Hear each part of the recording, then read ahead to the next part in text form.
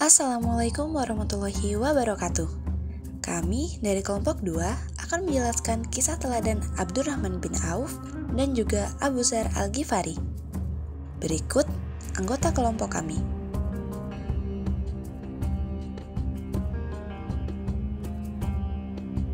Pada subbab yang pertama yakni Abdurrahman bin Auf, kami akan membahas 3 bagian. Yang pertama, riwayat hidup singkat. Yang kedua, keutamaan Abdurrahman bin Auf. Dan yang ketiga, teladan yang bisa diambil. Yang pertama, riwayat hidup secara singkat dari Abdurrahman bin Auf. Abdurrahman bin Auf adalah salah satu sahabat Nabi Muhammad SAW yang termasuk dalam 10 sahabat yang dijanjikan surga. Ia masuk Islam 2 hari setelah Abu Bakar As-Siddiq dan termasuk 8 orang pertama yang memeluk Islam. Ia ikut hijrah ke Habasyah dan Madinah serta berperan dalam perang Badar, Uhud, dan peperangan lainnya. Selain menjadi bagian dari 6 sahabat yang bermusyawarah dalam pemilihan khalifah setelah Umar bin Khattab, ia juga seorang mufti yang dipercaya Rasulullah berfatwa di Madinah. Keutamaan Abdurrahman bin Auf. Abdurrahman bin Auf adalah salah satu sahabat Nabi Muhammad yang memiliki banyak keutamaan. Berikut beberapa keutamaannya. Yang pertama, masuk Islam pada tahap awal. Beliau termasuk dalam golongan as-sabiqunal awalun, yaitu orang-orang yang pertama kali memeluk Islam. Yang kedua, dijamin masuk surga. Abdurrahman bin Auf termasuk dalam 10 sahabat yang dijanjikan masuk surga oleh Rasulullah. Yang ketiga, pedagang sukses dan dermawan. Beliau dikenal sebagai pedagang yang sukses dan sering menyumbangkan hartanya di jalan Allah. Contohnya, beliau pernah menyedekahkan 40.000 dinar dan membiayai perbekalan perang dengan 500 ekor kuda serta 500 ekor unta. Yang keempat, berperan dalam pertempuran penting. Abdurrahman bin Auf turut serta dalam perang Badar dan perang Uhud, menunjukkan dedikasinya dalam membela Islam. Yang kelima, dipercayai sebagai mufti di Madinah. Rasulullah mempercayakan beliau untuk memberikan fatwa di Madinah selama masa hidup beliau. Yang keenam, menjaga kesejahteraan keluarga Nabi. Setelah wafatnya Rasulullah, Abdurrahman bin Auf bertanggung jawab atas kesejahteraan dan keselamatan para istri Nabi. Yang ketujuh, sikap rendah hati dan introspektif. Meskipun kaya raya, beliau selalu mengintrospeksi diri dan merasa khawatir jika kenikmatan duniawi mengurangi pahala akhiratnya. Poin selanjutnya adalah teladan yang dapat diambil dari Abdurrahman bin Auf. Teladan yang pertama adalah dermawan dan rendah hati. Suatu hari, beliau menjual tanah seharga 40.000 dinar. Kemudian, uang itu dibagi-bagikan kepada keluarganya Bani Zuhro, istri Nabi, dan kaum fakir miskin. Pada hari lain, beliau menyerahkan 500 ekor kuda untuk perlengkapan bala tentara Islam. Menjelang wafatnya, beliau mewasiatkan 50.000 dinar untuk jalan Allah Subhanahu wa Ta'ala dan 400 dinar untuk setiap orang yang ikut perang Badar dan masih hidup. Teladan yang kedua yaitu memiliki watak yang dinamis. Hal ini nampak menonjol ketika Rasulullah SAW mempersaudarakan Abdurrahman bin Auf dengan Sa'ad bin Rabi dari kalangan Ansor.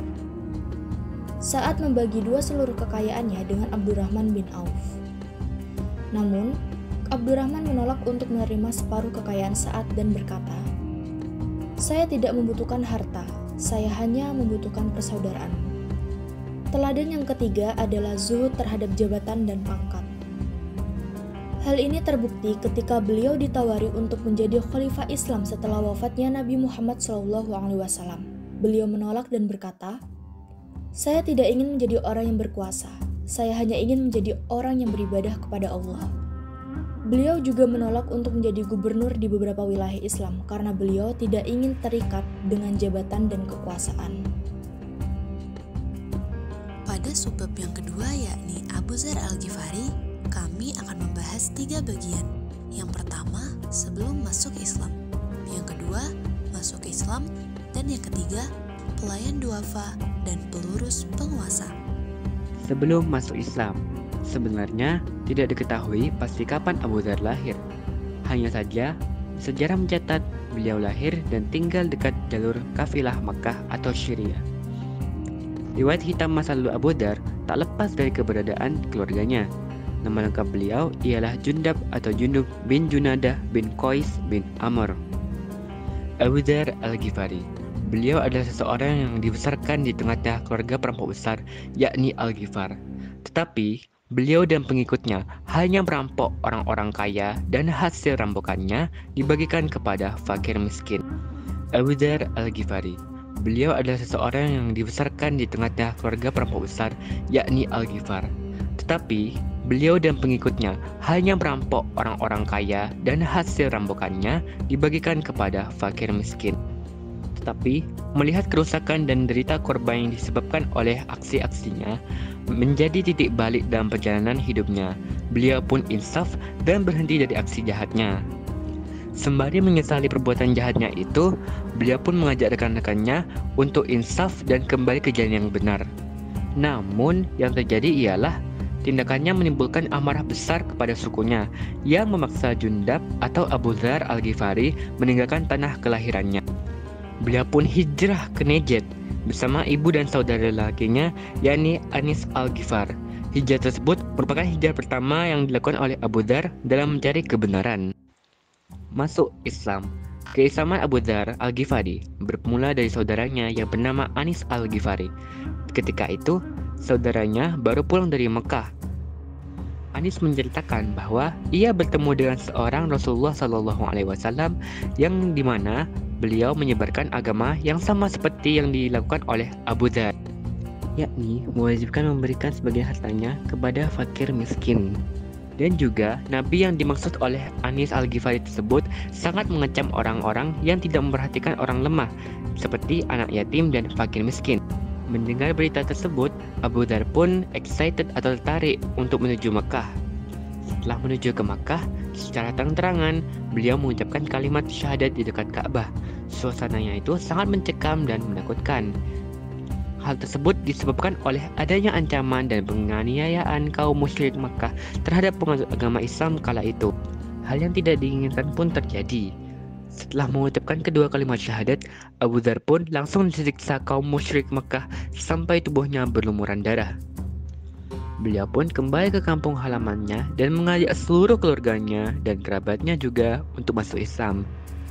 Setelah beberapa bulan, Nabi Muhammad SAW hijrah ke Madinah. Abu Dzar Al-Ghifari membawa rombongannya dari kabilah Ghifar dan Aslam ke Madinah. Mereka menyatakan sumpah setia kepada Nabi.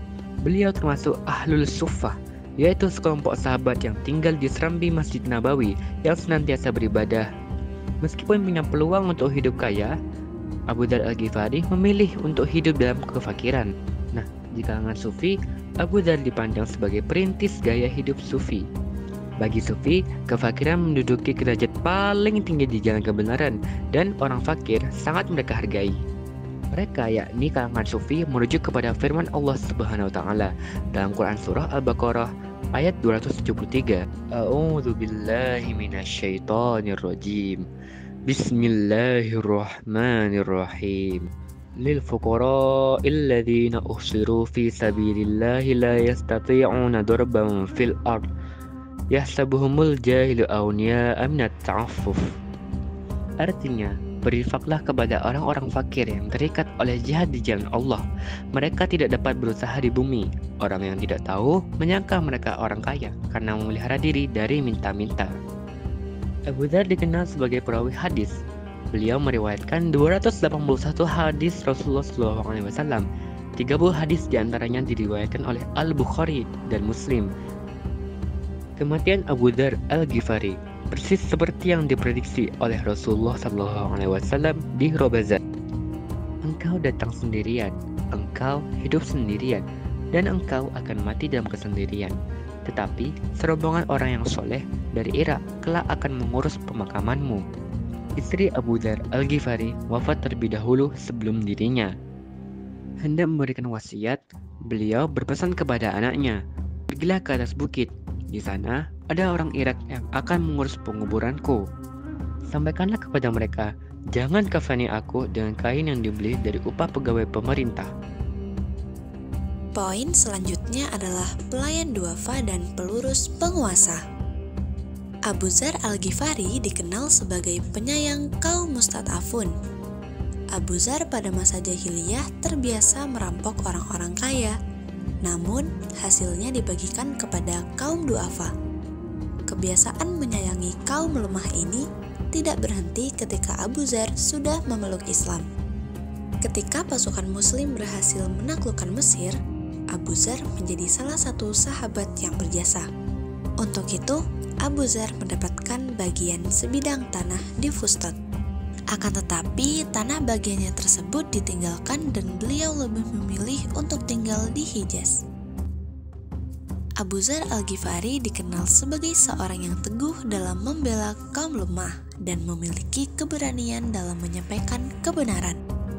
Abu Dzar tidak setuju dengan kebijakan Khalifah Utsman bin Affan untuk mendirikan Baitul Mal karena khawatir terjadi perampasan harta umat Islam.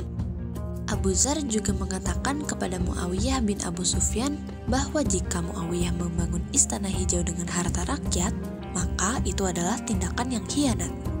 Keberanian dan ketegasan sikap Abu Dzar ini menjadi inspirasi bagi para tokoh besar lainnya seperti Al-Hasan Basri, Ahmad bin Hambal, dan Ibnu Taimiyah. Diriwayatkan bahwa Rasulullah SAW berpesan kepada Abu Dzar Al-Ghifari dengan 7 wasiat, yaitu mencintai orang miskin, menyambung silaturahmi, perbanyak ucapan la haula wala quwata illa billah, berani berkata benar meskipun pahit, tidak takut celaan ketika berdakwah di jalan Allah, tidak meminta-minta, dan lihatlah orang yang lebih rendah dalam hal materi dan pengkhianatan